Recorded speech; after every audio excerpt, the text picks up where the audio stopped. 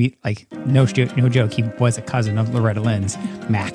Butcher Holler's about her roots, how she grew up, being a coal miner's daughter, that poverty, what that looked like. She's always going to be the girl who didn't have a pair of shoes. I'm about fixing to die. I love what she said. Because that's how I would feel too. She writes a song about the pill, and she writes about women empowerment and don't come home drinking with loving on your mind. She is still considered the queen of country music. She has not been dethroned.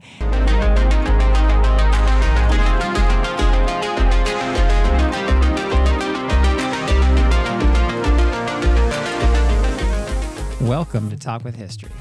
I'm your host, Scott, here with my wife and historian, Jen. Hello.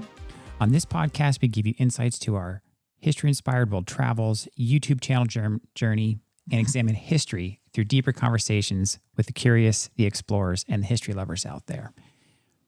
Now, Jen, before we get into our main topic, I do want to give one shout out, and that is I'm going to give a shout out to one of the biggest history podcasts on the planet right now, and that is History That Doesn't Suck.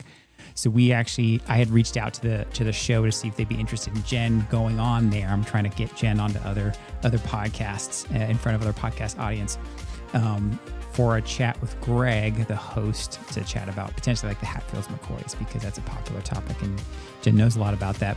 So they didn't bite on my attempt to get Jen on the show, but they were kind enough to send us a little note with a coin. So I thought that was pretty cool.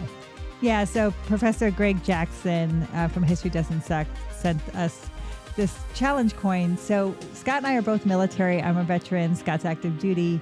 And these challenge coins are usually what they hand out to other military members after you've completed an assignment or you've met somebody of high rank.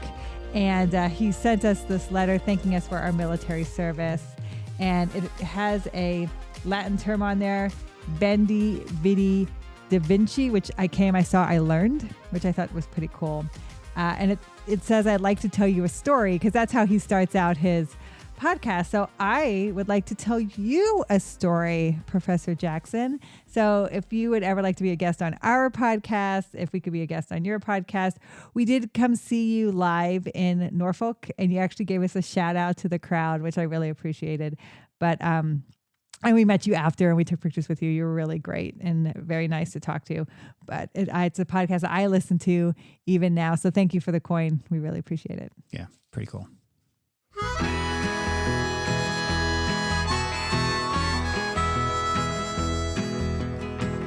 In 1932, a young girl named Loretta Webb was born into poverty near Butcher Holler, Kentucky. She grew up in a small cabin over in Butcher Holler with 7 siblings, where her father worked as a coal miner. At just 15 years old, she married Oliver Doolittle Lynn, who believed in her musical talent so much that he bought her first guitar for $17. This coal miner's daughter started singing in local venues, raising her children at the same time. Her unique voice and honest songwriting about real-life experiences resonated with audiences. Her first hit, I'm a Honky-Tonk Girl, came in 1960, followed by a string of successful singles that spoke to everyday people. As her star rose in country music, Loretta's dreams grew bigger. In 1966, with the money earned from her hit records and touring, she and Doolittle purchased the entire town of Hurricane Mills, Tennessee, a sprawling estate that included a plantation home, post office, and general store. That purchase was more than just a simple property acquisition. It was Loretta's way to show how far a coal miner's daughter had come through determination and raw talent.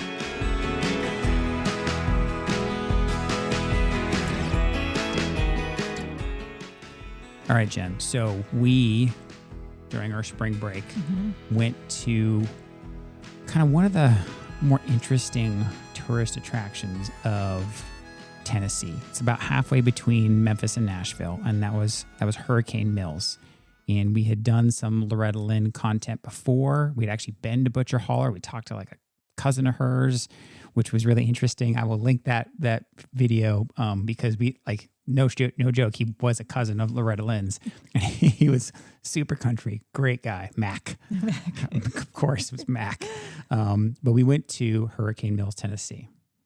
Yeah, and we made a video from Butcher Holler, and we made a corresponding podcasts with that. And if you look up Talk with History, you might see one of our critiques is about that podcast where the person's like, you didn't talk about Loretta Lynn's career. You didn't talk about Loretta Lynn, what she did for country music. You just talked about Butcher Holler. And this person was like very upset that we didn't go into Loretta Lynn's career. So this is the answer to that critique. Okay. We're going to talk more about the star, the queen of country music, the woman who became Loretta Lynn.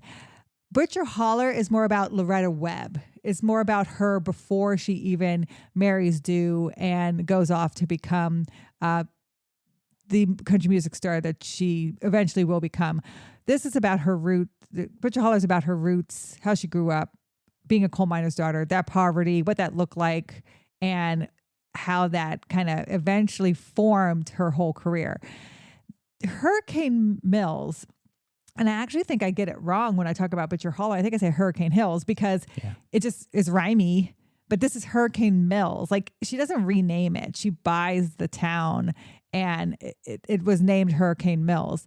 Now, this is already after she has a career. She's living in Nashville with Dew, her husband, and their children. And she's already had all of her children by then. And they go out driving one night to get away from the city, right? And if you even been to Nashville, it's not even that big of a city. But if you imagine a girl from Butcher Holler, it's a big city. Yeah. And so she wants to get away. So they go driving through the hills of Tennessee.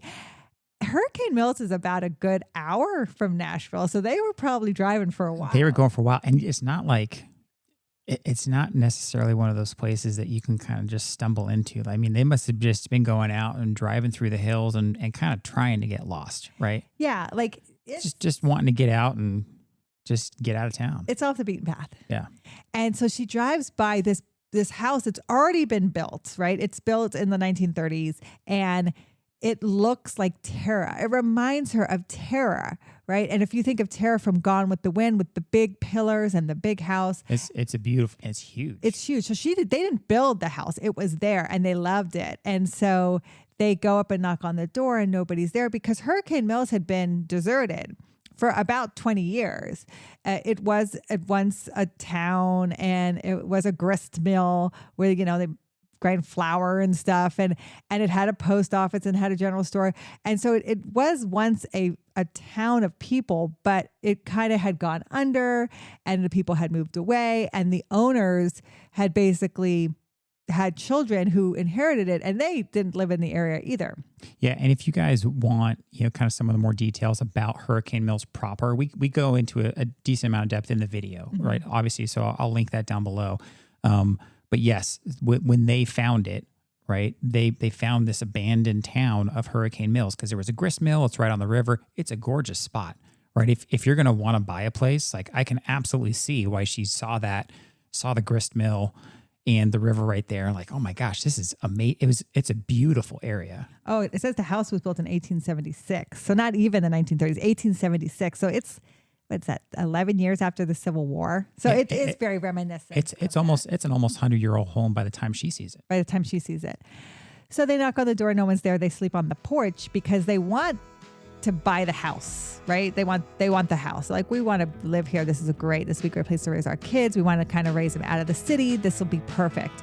And a couple towns over, people hear about squatters sleeping on the porch of the big house. So some local probably saw them and then probably told their neighbor, and then eventually made it to the police. So the police go about a day later and find them on the porch. And who do they meet but Loretta Lynn, right? Super famous at the time. And she wants to buy the house. Well, they get in touch with the family. The family meets them, but you just can't buy the house because this is part of an old town. So she buys the 3,500 acres in 1966. So we'll talk more about Hurricane Mills after this, but let's talk about the rise of Loretta Lynn.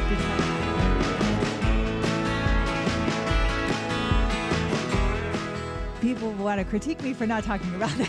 Well, and that's what, like, to be fair, right, in the movie, right, Coal Miner's Daughter, that was the big focus. Yeah. Right? The big focus was kind of the rise of her career and her relationship with Dew and everything like that. So I want people to know, as of 2022, Loretta Lynn is the most awarded female country recording artist of all time. She's the only female ACM, America Country Music, Artist of the Decade.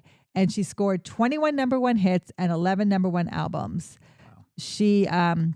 She toured a lot, 57 years of touring. Her tour bus is there at Hurricane Mills, too, if you want to see it. But I want people to realize Loretta Lynn was not famous early. She became famous after having 4 of her children already. So we talk all about Butcher Holler, her growing up as a coal miner's daughter. She's the second of, I think, like 7 kids. 7 kids. Yeah. And Crystal Gale is her younger sister, another lesser known fact that people like to argue about online. But she's the second born. Now, her mother is married at 17. So Loretta Lynn gets married at 16, or 15. Not crazy for the time. Well, it's in that area too. And yeah, so kind of more the norm. And Dew is 21. So that's kind of weird. But again, not crazy for the time. People got married young back then. People were considered adult younger then. And so she marries Dew in January of 1948. She's 15. He's 21. She turns 16 in April. And he right away gets a job in the state of Washington, the lumberyard. And they have their first child in November. So right away, basically. And she's 16 years old when she gives birth to her first child. Then she'll have another child the next year at 17. She misses a year. She has another child at 19. And then right before she turns 20, she has a 4th child. So she has 4 children by the time she's 19.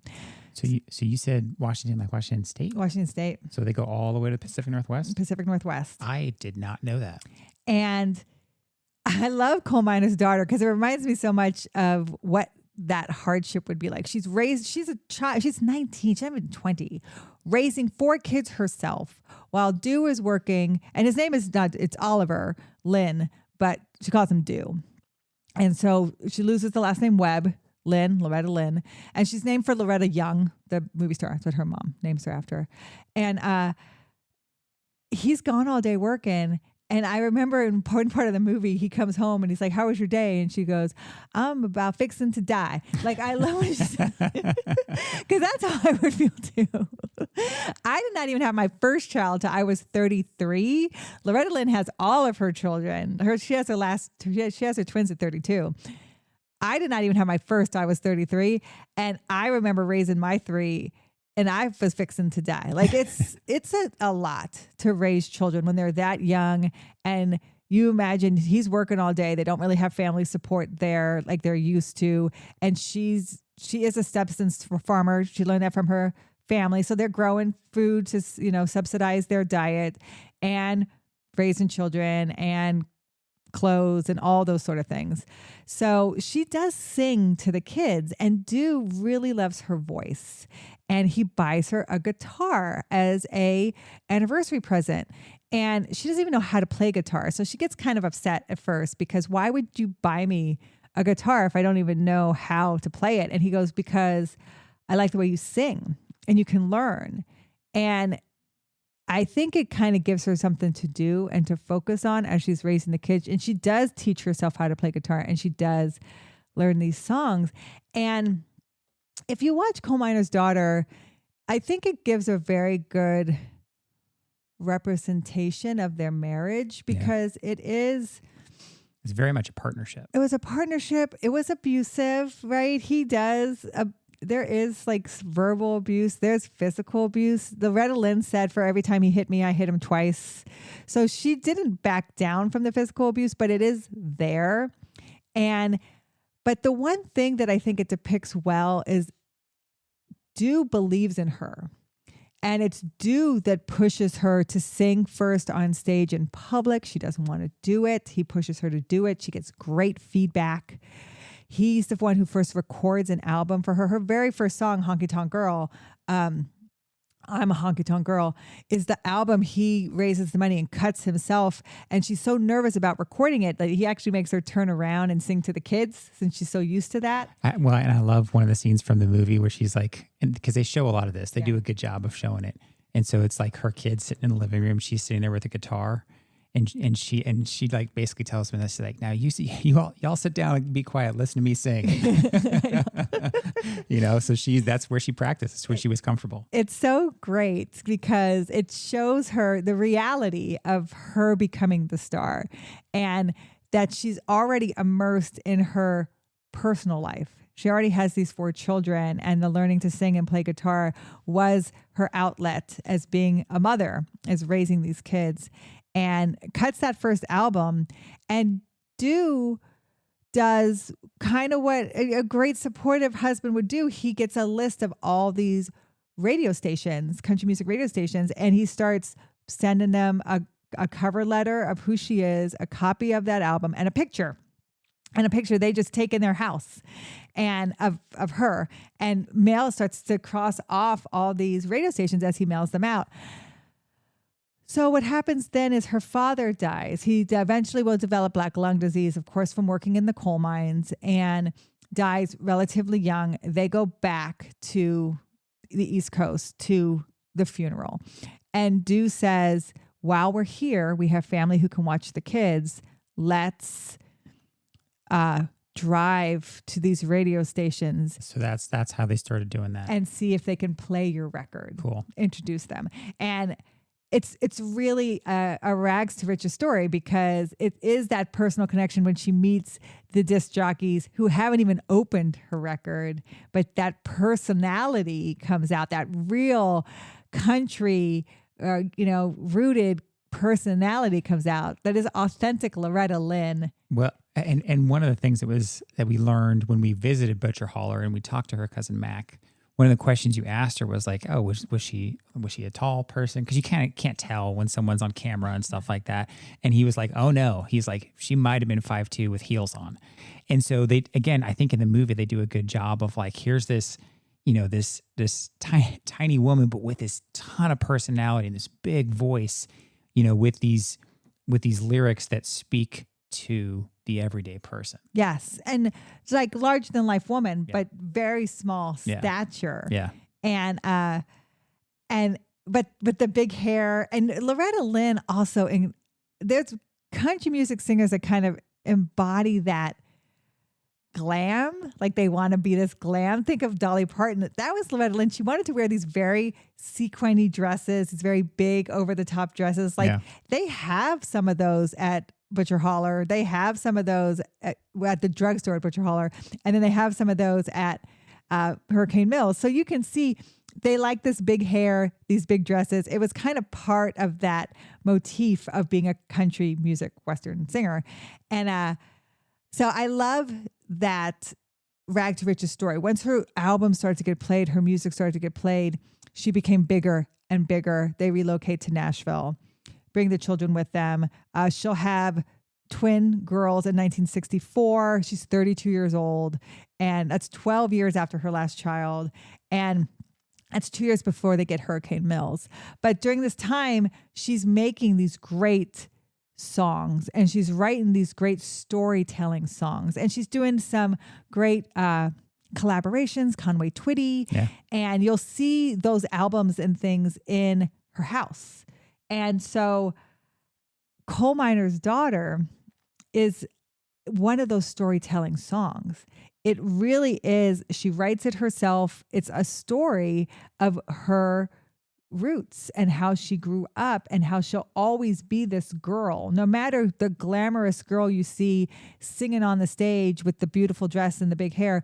She's always going to be the girl who didn't have a pair of shoes. And it's not surprising that spoke to so many people, because that's what people hear, right? When you listen to those songs, you kind of picture yourself in that scene. You picture yourself in that story. And when you're someone like Loretta Lynn, who's growing up and talking about how she grew up in Butcher Holler and her father made, $2.50, for a ton of coal.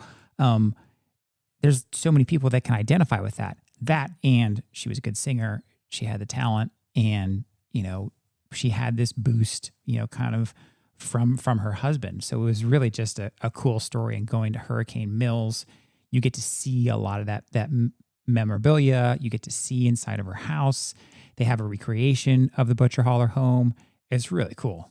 Yeah, and she joins the Grand Ole Opry relatively early, Yep. and I think it was because they just love this authentic country girl coming up with the cowboy hat, and she had the twang and the talk and her storytelling songs. Like, she really just embodied everything the Grand Ole Opry was, and she was a great accompaniment to the men who were already up there singing. So they welcomed her with open arms. Of course, Patsy Cline was a mentor of hers. She sang a Patsy Cline song. Patsy Cline loved it. Patsy Cline helped her with her career. So did Tammy Wynette. And so you get these early country music women who really lean on each other and support each other, which is really great too. So, and she's consistent. I will say she's consistent in her career as she makes these number one hits and these number one albums.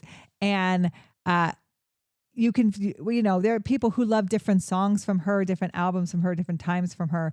And she kind of moves along with the times. Like, she writes a song about the pill, and she writes about women empowerment and don't come home a drinking with loving on your mind. Like, she talks about things that women have the power in their relationships as well. So I like that she does a lot for women's liberation and things along that nature.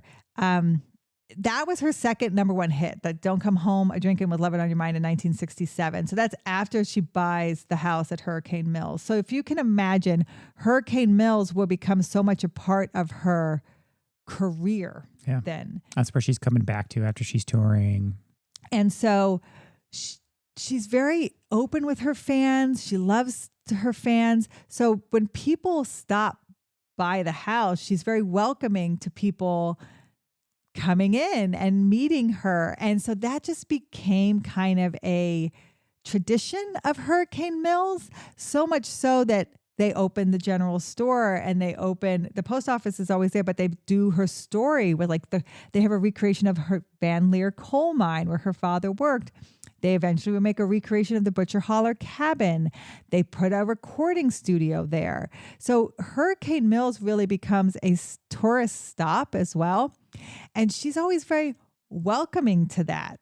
And I have seen footage of people walking through her house as she's sitting on her couch doing interviews and saying hi to people. And when we did the tour of Hurricane Mills, and you can do the bottom floor of her main house, she used to do these Crisco commercials, and her actual kitchen is what they use for those Crisco commercials. Burnt orange Crisco. Classic 70s. And she did them with her daughter. And so they have like a little mannequin of her, which she would have looked like standing in that kitchen. And they use a lot of the house for the movie Coal Miner's Daughter. So I just watched it again, but Tommy Lee Jones, who plays Dew, will be with the twins in the living room watching TV. That's the actual living room from the house. So you can see, and they have some of those same costumes, clothing that they wore there. So you can see that as well. So it was really cool to walk around. Now, Dew is going to die in that house in 1996. So Dew dies at 69 years old from diabetes and drinking, liver alcoholism. And she doesn't want to live in the house anymore. By that time, the kids are older and they have moved away. It's a big house. So she builds a house behind the main house, 3 bedrooms, 3 baths. That's the house she will actually live in after Dew passes, and uses the main house for interviews, for tours, for people to come to visit, because they always keep the house open for visitors. Yeah. And even now, like when you come in and you do the basic tour, and I highly recommend, if you're in the area and you're curious, just go. Mm-hmm. I was surprised at how nice it was. It's not like some little rundown thing. It's very well maintained. There's lots of stuff for the kids to do. Like, our boys were out like skipping rocks on the river, and like the grist mill with the little waterfall, the kind of the dam that they built with the waterfall. It's a beautiful spot. Just spend kind of like an afternoon there, and you pay for the tour, right? And so they'll kind of take you through, let you go through the Butcher Holler home recreation, and then through that bottom floor. And I was even telling Jen, it reminded me of my grandparents' home because it had like that classic 70s look and feel to it, that kind of, the beginning of like the open kitchen feel era. And there's lots of memorabilia there. So if you're a hardcore Loretta Lynn fan, you can go in there and take a look at that stuff. She had this whole wall of like these perfumes that she like collected or something like that. It's like Avon bottles. Yeah. And so she's and then they have a bunch of her old like dresses that both that she would perform in. They had portraits of the whole family tree. They had one gown that I think a fan of hers had made and sent. It was something like that. So she really wore this pink gown and a fan painted her in it. That's right. And so she put the big painting up in her bedroom. Yeah. And so somebody had said to me, wow, she really loved herself. There's a lot of pictures of her. And I said, well, she's putting up a lot of fan art. Yep. Like it's fan art all over her house. And then so I have some people saying, well, she didn't live there. And I want to remind people she lived there until Dew passes in 1996. Yep. So Coal Miner's Daughter, the autobiography is written in 1976. And then the movie's made in 1980. So they're still living in the house all this time. And they live in the house another 16 years. So it's not until Dew passes, she moves into the second house that is not allowed to be toured. It's still, her children don't live there anymore, but when they do come and visit, they stay in that house. And it's right behind the main house. So I have some people too I had made a video where I'm like, over my shoulder, you see the house where Loretta Lynn lives. And I said, as you eventually pass there, people get upset because she didn't pass in the main house. She passes in the other house, what is behind the main house. Yep. And she passes in 2022, so relatively recently. Just a couple years ago. But what's interesting, too, is I wanted to visit her grave when I was there. And she's buried on property with her husband and with some of her children that have passed. And it's private. And I asked the tour guide, and no, they won't even tell you where it's located on the property. From looking at Find a Grave, you can see pictures, and I saw like tree lines. So I'm not quite sure where it is on the property. There are some cemeteries on the property, one for like the family that had owned Hurricane Mills before they bought it. And then there's a main one further down, I think more kind of like the city of Hurricane Mills. You'll see those. Those look more public. You'll drive by and you can see those. That's not where she's buried. It's in a family cemetery that's private and you can't get to. So I actually wanted to leave a flag there and they said no. So if you're looking for her grave, it is private and you're not allowed to go there. But there's a big 1,800 square foot museum, and they have the tour bus. They have a big Cherokee Indian because Loretta Lynn has Cherokee heritage, and they have a general store, and there was like a general store with a lot more things in it. And then the general store where you can buy your ticket for the tours. Then you can tour the coal mine. They had a lot of outdoor picnic areas. I was surprised and impressed, at how nice it was. And it's absolutely worth taking the time to drive out there. It's absolutely worth it. So they claim it's the 7th biggest tourist attraction in Tennessee. And it has 50 RV hookups, 300 campsites, and 18 cabins. Yeah. Yeah. So you can still go out there and kind of do some summer activities and stuff like that. You had told me, and I confirmed it online, like they've been doing like a motocross dirt bike type thing every year since like 1982, like some big competition event there. Yes. And they have a bunch of that stuff too in the gift shops if you want some motocross things. But I guess people come out and do this every year. So when you drive up to it, you'll see huge motocross tracks and bleachers for them, because I think of all the acreage. Now, I don't think they said it's not 3,500 acres now, that they've actually made sure that the land went back to a lot of the original farmers and they farmed the land.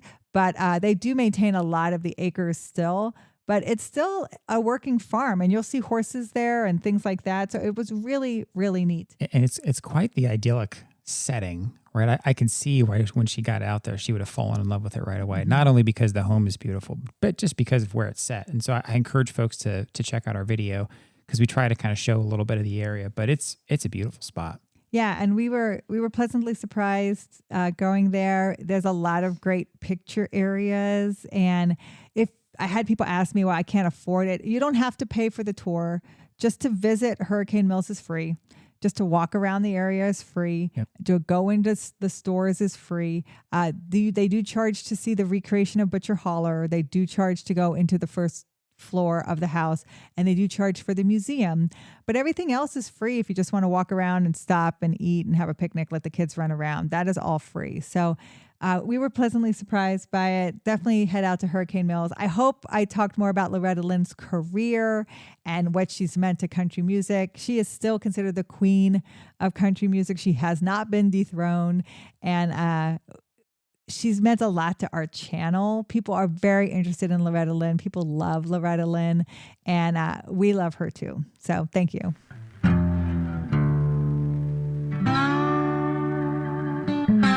So Loretta and Doolittle transformed Hurricane Mills into what would become one of Tennessee's most unique tourist attractions. They began hosting concerts on the grounds, drawing country music fans from across the nation who wanted to experience the magic of Loretta's music in her own backyard. What started as informal gatherings evolved into a full-fledged Dude Ranch experience. The Lynns added campgrounds, a museum showcasing her career, and even replica buildings of her Butcher Holler childhood home. And yes, a replica coal mine for the now famous coal miner's daughter. Today, Hurricane Mills remains a thriving tourist destination, welcoming over 100,000 visitors annually. The ranch hosts major events, including motorcycle races, like we mentioned, concerts, and holiday celebrations. Now, while Loretta passed away in 2022, her legacy lives on through this unique piece of country music history, managed by her family, who would continue to share her remarkable story with new generations of fans. Well, the line ain't never busy. You gotta tell him what you Talk with History is created and hosted by me, Scott Benny. Episode researched by Jennifer Benny. Check out the show notes for links and references mentioned in this episode. Talk with History is supported by our fans at thehistoryroadtrip.com. And eternal thanks go out to those providing funding to help keep us going. Thank you to Doug of Liberty, Leonard Myers, Patrick Benny, Gail Cooper, and Christy Coates. Make sure you hit follow on that podcast